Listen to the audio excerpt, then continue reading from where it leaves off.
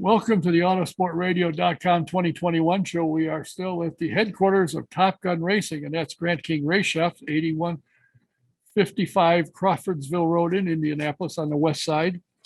If you're wanting to see a race team working on a car where there's not a big crowd and it's easy to get in and out of, stop by here.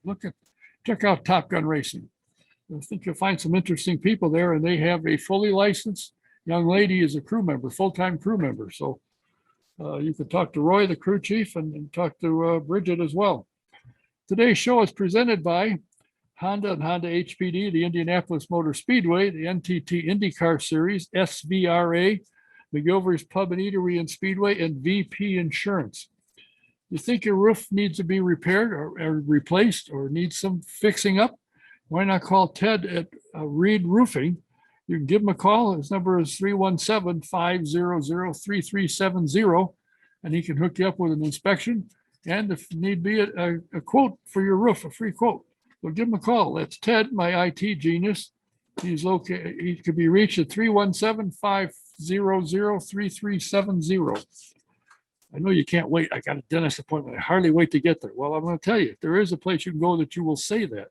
In fact, my Sharon is going tomorrow, and they said, come on in. They made an appointment. She loves it over there. The people are spectacular, and that's Indy Dental Group. It's 500 veteran Dr. Jack Miller and his wife, Dr. Liz Lewis, have a spectacular practice that I can almost guarantee you. Love the people that they have. Make an appointment. Number is 317-846-6125. I want to remind you that Bob Jenkins and Robin Miller are struggling with their health. If you get a chance to think about them, hopefully can retire or recover. But they both have a fight on their hands, so give them a thought. And Top Gun Racing, the elite Facebook page, raised some money to buy bricks that are on the side of the cars. Raised a fund to buy bricks. So if you're interested, go to the elite Top Gun Racing Facebook page, and you can make a contribution. They'd be glad to have it. My computer guy now is in an office. He's located at 549 Fleming Street, which is about a mile east of Lyndhurst on West Washington.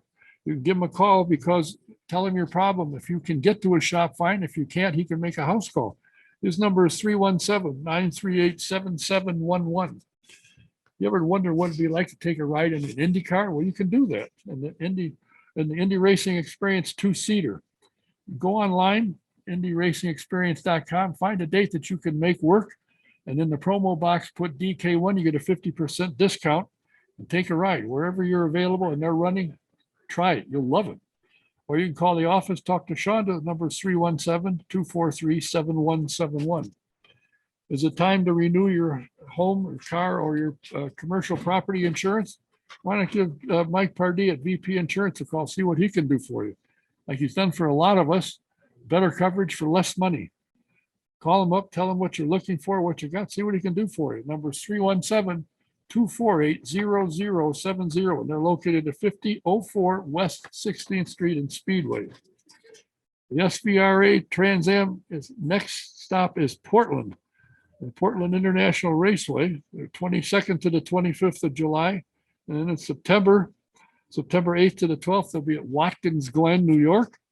And the Trans Am will also be running at the Big Machine Vodka Music City Grand Prix. So if you're down there, you're going to see the Trans Am running and you'll love it. And while you're at it, go to svra.com and subscribe to their spectacular magazine. It's called Speed Tour. It's a great magazine, great stories, great pictures, and it tells you when you're going to an event, places to look for, a place to go and see. So go to svra.com, subscribe to Speed Tour magazine, and hit the schedule button, see where they're running. And if you get within an hour's drive, go. You'll love it. Do you have a vintage car, or would you like to have one? If you got one that needs to be restored, the Grant King shops can help you. Just give them a call, 317-820-3595. And if you're looking for a car, they can help you find one. If you got one needs repair, restoration, they can do that as well. So check them out. My guest today is a gentleman whose name I recognize, but I couldn't remember from where. He worked for Indy Racing League and INDYCAR Series, as well as the IMS. He is now the Vice President and Track Manager of Operations at Lucas Oil Raceway. and he's got some spectacular things going on. My guest today is Kasey Coler. You know, I am embarrassed to say, but I knew your name, but I didn't know why or where. Then when I see your bio, I thought, oh, no wonder he was with the Indy Racing League, the INDYCAR Series, the IMS. I said, now I said, oh, I know where it is. Yeah, it's good to see you. You're over at Grand King Race Shop. There you are.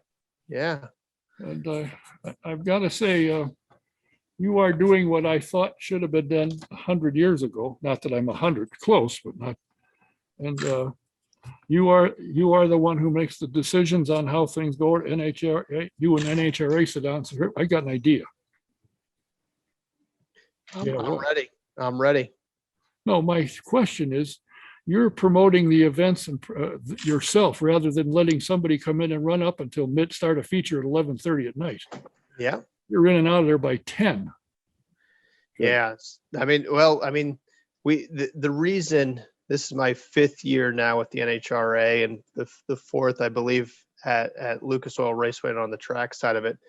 And probably as you allude to, we've seen the good, the bad, and sometimes even the ugly in terms of what I call third-party shows that have come through there. And as you know, people don't know who the promoter is. They just know it's at Lucas Oil Raceway. And so, you know, we wanted to kind of control our own destiny moving forward. And we felt like we want to be in the business of hosting events and not just races. And so last year was kind of the opportunity to be able to do that with the night before the 500, right? I mean, that was one that, you know, we get asked about all the time, and it was kind of a gentleman's agreement with the folks at Anderson that we weren't going to bring that back because of where the little 500 is and everything else. But they weren't going to move to August with the rescheduled 500, and it afforded us the ability to try it on our own. We had talked to Anderson for a number of times about the ability to do maybe a sprint car show. And that's where we threw out the idea, because people said pavement midgets, you know, they're dead, but maybe they would come back. And we announced that we'd pay $1,000 to win, kind of on the undercard. And we got a ton of response. We kind of said, okay, if we can get to 17 cars, we'll bump up the purse. And we're blown away by the amount of support and interest. I think the first call that we received was from Alex Bowman, who's on the NASCAR side, who's really passionate about pavement racing. He said, I'll do anything we can to kind of bump up that purse and just try to get pavement racing back to where it needs to be. So we're fortunate. We've got a ton of support from a lot of people that are pulling in the same direction. And I don't think we've questioned the ability to make that decision, bring it in-house one bit since we did it. It just, you know, everybody puts blood, sweat, and tears into their events, and if you don't own it, it's always tough to make it yours. So, well, I think it's a smart idea. It's your track, and you can do pretty much what you guys want to do as far as entertainment and what brings people in. And I have to say, from what I've seen in the crowds that I've seen when I've been there, you guys are on a roll. You're putting crowds in there I haven't seen in 7, 8, 9 years. Yeah, we're fortunate. We say there is no silver bullet to this. This is one foot in front of the other. Obviously, having the SRX event come through over on July 3rd was certainly a big step in the right direction. Great drivers, a great entertaining event. And that's what we want to put on. We're not going to race every Saturday night. We don't have the energy to be able to put on that great of shows week in, week out, but we think that probably 4 to 5 times a year, that's probably our sweet spot. And then we'd like to do something similar on the drag strip side as well. Whose idea was it? And it was a good one, to bring Paul Tracy in a police car in handcuffs. Whose idea was that? It was a collective idea, but I will say the Brownsburg PD were very, I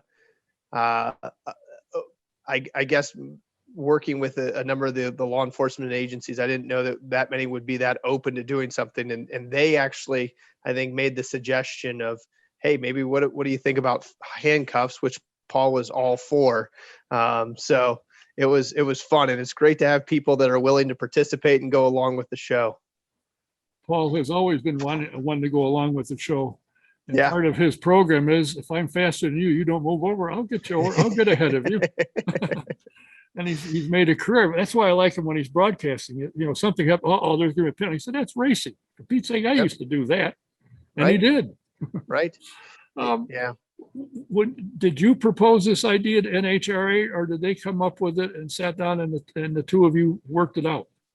Yeah, we're very fortunate. We've got a really supportive group in California in terms of the team that I report to, and the team that kind of oversees obviously our board of directors.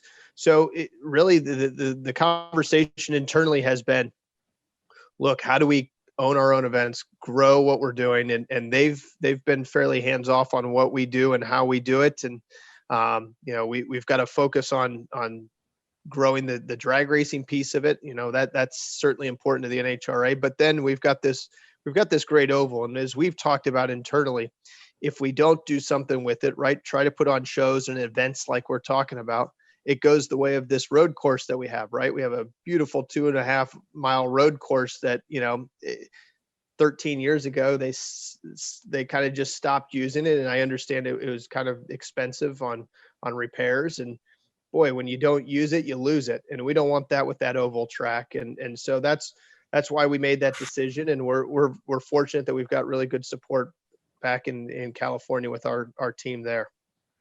Well, I've got to say, in the years that I've been going to the U.S. Nationals here at Lucas Oil, it's always been a good crowd, but I always see space where more people could fit in. I mean, there's room for an oversized guy like me to sit down. So that tells you there's two people that could have got in there. Right. What can you do to hype up the world's greatest drag race? Yeah. Anywhere. Yeah. So great question. We think about how do we make the U.S. Nationals, I mean, to the level of, I was equated to, you know, it's the Masters of golf, it's Daytona 500 for NASCAR, it's the Indy 500 for INDYCAR racing. And we've got to do a better job of kind of celebrating the uniqueness of that event. We can't let it become just another one of the one of the NHRA, you know, national events. And so we're really placing an emphasis moving forward on how special it is for those that win it, celebrate those people all, you know, not only all season long, but really throughout their career. How do we make sure that you're part of a legendary group when you win the U.S. Nationals? And that doesn't matter if you're winning Top Fuel dragster or if you're winning in stock or super stock, right? You're at the pinnacle of your career and really of your class when you win the U.S. Nationals. But then from an NHRA and fan perspective, the focus is, so one thing that we've done, and obviously this past year has been, it's forced all of us to change and look at things. You know, we took away the Monday. Traditionally, the U.S. Nationals concludes on Monday. Right. I would always say, boy, you know, this is our pinnacle event. But by the time you get to 4:00 on Monday afternoon, and we're live television on Fox, sometimes you could shoot a cannon off, because the racers on the west side of the facility, they had to get home. They've been there for a week and a half, and so we're concluding our finals on Sunday now, and it allows us to have a buffer day. God forbid we have any weather, and obviously from a TV perspective on Monday. So right sizing the schedule, focusing on the entertainment side of it, and then the big push internally is how do we get more teams, participants. This has to continue to be the pinnacle of NHRA drag racing. We're going to place an emphasis on helping rebuild that facility, and make sure that the facility reflects the world's biggest drag race. Do you look at maybe bringing back some of the, you know, Shirley Muldowney's, Big Daddy, Kenny Bernstein, some of the other guys and gals that have won this thing and have become national idols, for lack of a better word, bringing them in and celebrating what they've done here? Yeah, 100%. That is the critical piece for us, is making sure that those legends that have won the U.S. Nationals, that they are celebrated every year and that they have a place to come. It's truly, we did it on the Oval where we called it the Thursday Night Thunder Homecoming, and we want the U.S. Nationals to continue to be that homecoming. If you pick one race a year if you're a former driver, former mechanic, former team owner, a fan, that, you know, this is the one event that you come back to and you see your friends, your family. It's the Indy 500 for our sport. And I think of that, you know, you've got the 500 old timers club, right? I mean, it's something similar, but it's kind of unannounced on the NHRA side. And we've got to continue to improve that. Something that has impressed me is what is happening at the track. Obviously, as I mentioned, you are your own promoter. You're bringing your events and you are running them. And that's been huge. Now, there's a little event coming up that maybe a couple of people might be interested in on Brickyard Weekend. Yep. And that is, for me, I call it a triple crown. The midget sprints and Silver Crown are here.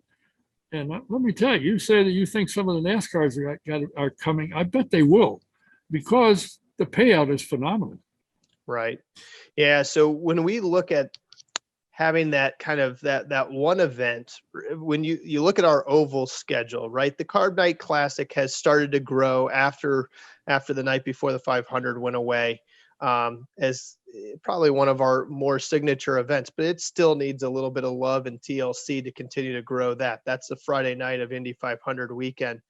And then we've got, you know, we have a stock car event in the fall called the Fall Brawl, but that I mean, those are, I'll call those are more backgate events, right? I mean, it's more about the participants. We need a signature event.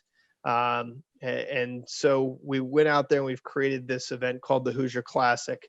And it is the Brickyard 400 weekend. We're running on Friday and we're running on Saturday. And as you alluded to, we run sprint cars on Friday night. You know, it's 50 laps, 10,000 to win. So it's a really good purse. It's certainly not the little 500 purse, but it's a pretty comparable purse for participants there.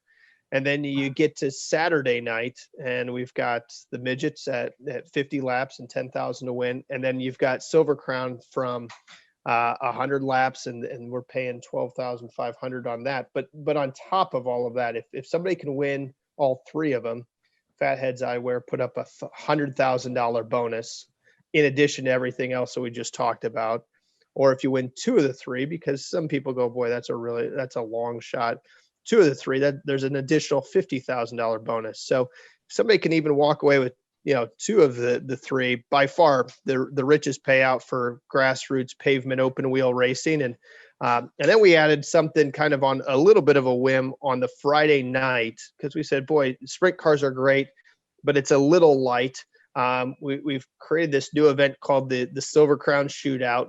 And it's open to all Silver Crown cars, no entry fee. The fastest 10 qualify, and it's a 25 lap shootout with USAC Silver Crown cars. And people go, boy, that's kind of a little bit of an oxymoron, right? These events are you know, Silver Crown is known for 100 laps and on the mile and everything else. And you're trying to do a 25 lap shootout. Well, these cars can race really, really well. And you pick the fastest 10 drivers, you know, guaranteed $1,000 to make the field. We think that's going to be a fun event and something a little bit different. The Silver Crown schedule this year has been kind of shortened on the pavement side. They've had a couple of rainouts. So we thought it was important, and it's amazing. Just as Don, as you mentioned, not only we've had great crowd support, but the amount of teams and drivers and people that are re-engaged, people that have, you know, all of a sudden have cars showing up in their shops and they're building them. And I talked to Bob East, who said, boy, I was retired.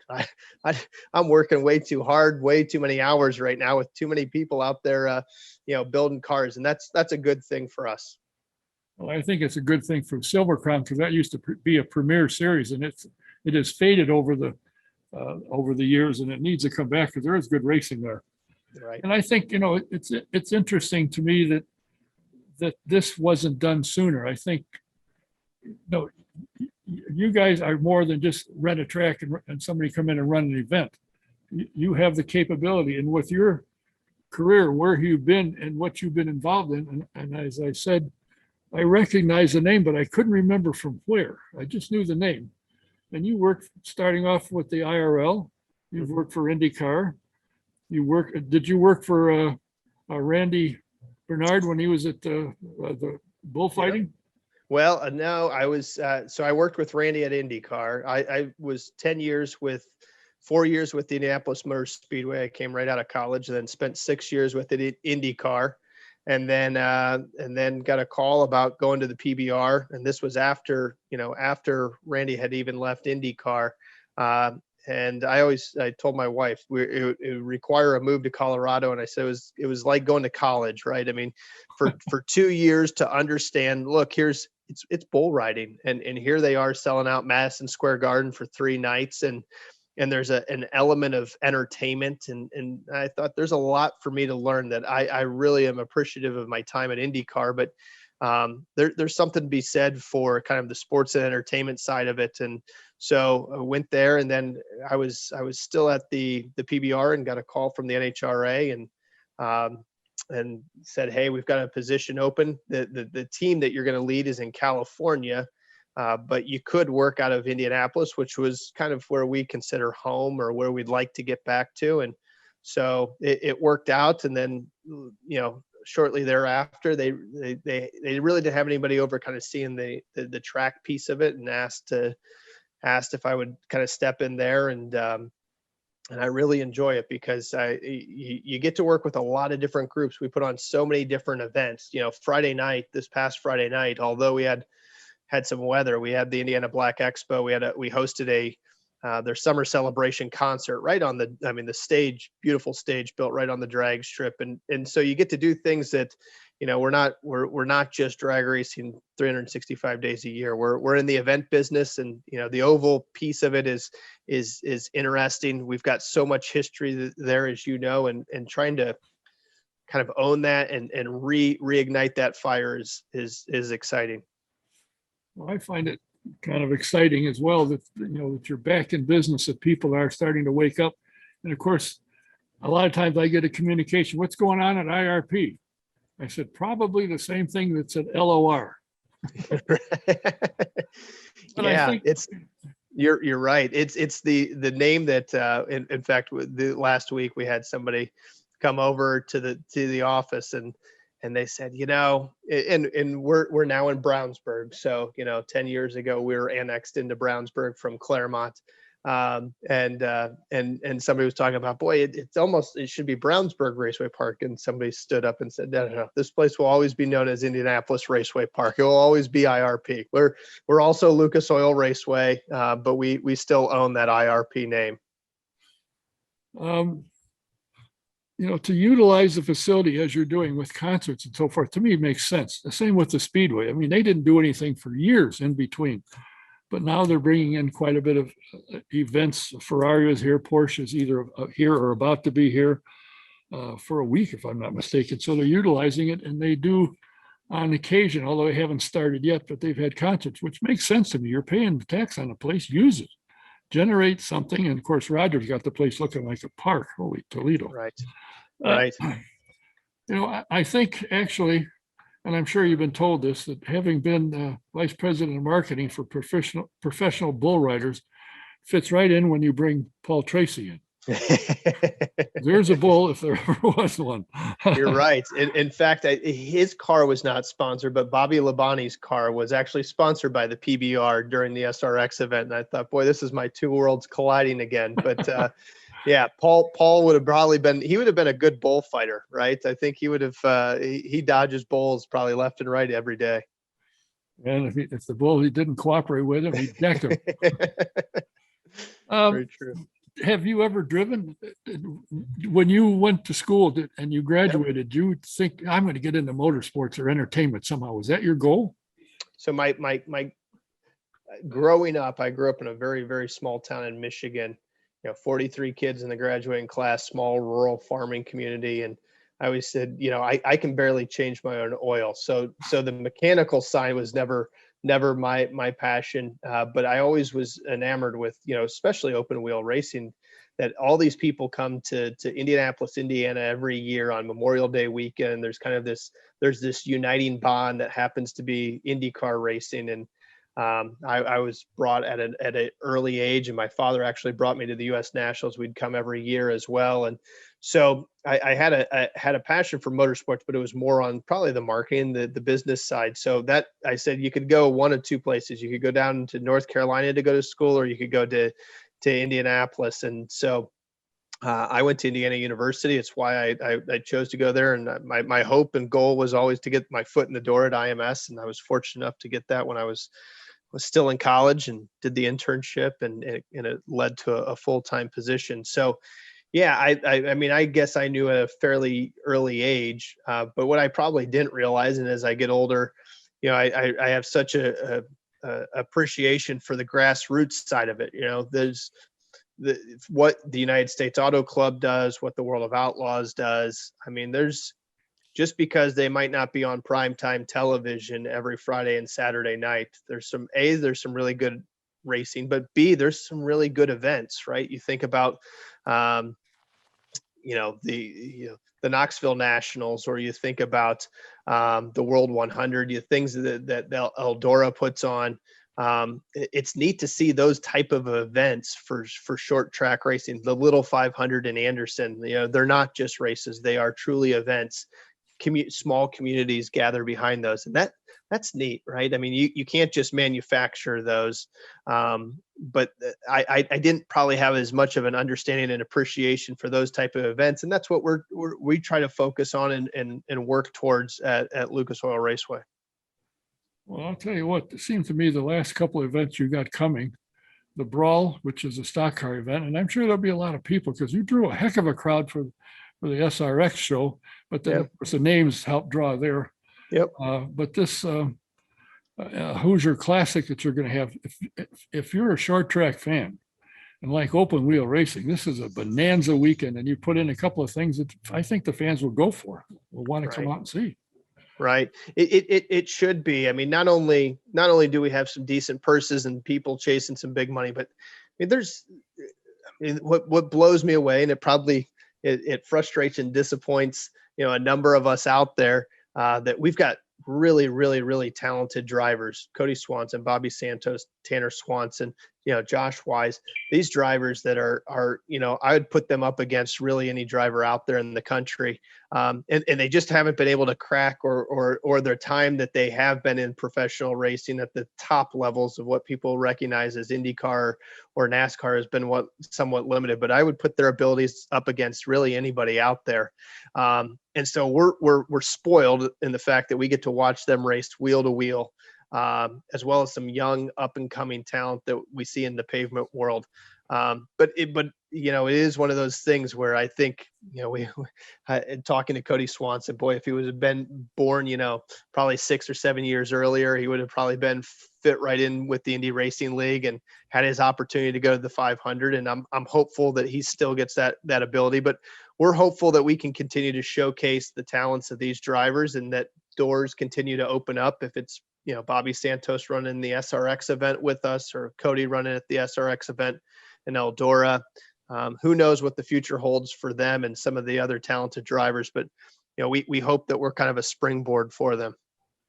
Well, I'm surprised because Cody, as he's done more than once, got in a car and the Indy Lights, and he won the race. I believe it was Indy Lights or Pro 2000. I can't remember which, but he won it. The first event, ever been to the track, never been an open wheel car at the track, and he wins. Yep. Why hasn't he moved up? He's won at everything. He's like Kyle Larson. You put a steering wheel in his hand, he'll win. You're absolutely right, and that's one that I would love to see. Obviously, Kyle's done a great job on the dirt side of it, and I would love to see him, test his skills on the pavement side, be it in a midget, Silver Crown, or a sprint car at some point, and put that skill level up against Cody and Bobby and Tanner, because I put those three up against anybody in the world in terms of their discipline. Well, he got the opportunity. He'll be in town. And when he was on hiatus last year, he won World of Outlaws. He won out almost everything he got in. He finished in the top 3 on the podium from almost every event and won a good number. So the young man does have talent without any question. And to me, he's a guy that should be at the Speedway in the 500. Certainly. Well, I'll tell you what, I've taken a bunch of your time. I appreciate you taking the time. I'm glad to finally connect who in the world. I knew the name, but I couldn't remember from where. And I talked to several of your leaders because you're the one out doing the work and they're coming talking to me and taking all the praise. So now you're using what you've learned. And I think what you're doing here at the Lucas Oil Raceway, also known as IRP, is spectacular. And I look to see that it will grow. So if I can get on your email list, which I haven't been for many years, I'll be more than happy to promote what you're doing. We got a few people that read our Facebook and my website. It's about 6, maybe 7, and 1 or 2 of them might show up. You never can tell. But thanks for your time. Good luck. What you've done so far is spectacular. And I look to see it only grow. Thank you, Don. It's great to hear from you again. And I would really appreciate you taking the time to not only support grassroots open wheel racing, because I know that that's near and dear to your heart and your background, but appreciate you providing a forum for both myself and a lot of other folks to talk about the sport that we love. So thank you. And I look forward to seeing you here in a couple of weeks. I probably will stumble out there. Just think that's got to be when there's $100,000 on the table, it's going to be some good racing. I got to think. You're right. You're right. Thanks for your time. Thanks, Don.